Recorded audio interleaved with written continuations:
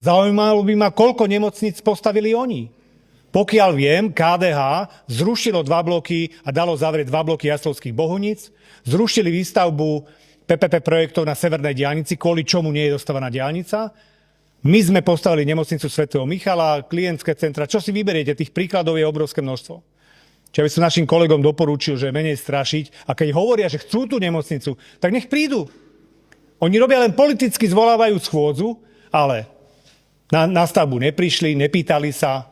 Jediný výbor, ktorý sme tam my ťahali, aby prišiel, samozrejme ešte sami kritizovali. Takže nech kľudne prídu, my sme pripravený výbor zdravotnícky, výbor vojenský, bezpečnosť, teda branobezpečnostný, aj vojenského spravodajstva, privítať v priestoroch nemocnice, každý môže vidieť niečo iné z tej časti jej, výbor na kontrolu vojenského spravodajstva môže vidieť viacej a ostatným to ukážem, aby videli, tá nemocnica rastie a bude rásť.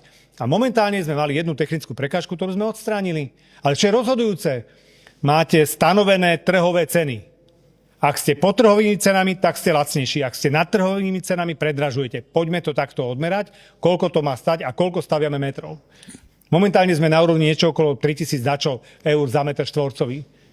Čo je menej, ako sa dohodla pani Kolíková na svojej ministerstve spravodlivosti pre svojho brata, čo dohadzovala firme jeho spoločníka. To sú nezmysly. Dobre, útočia.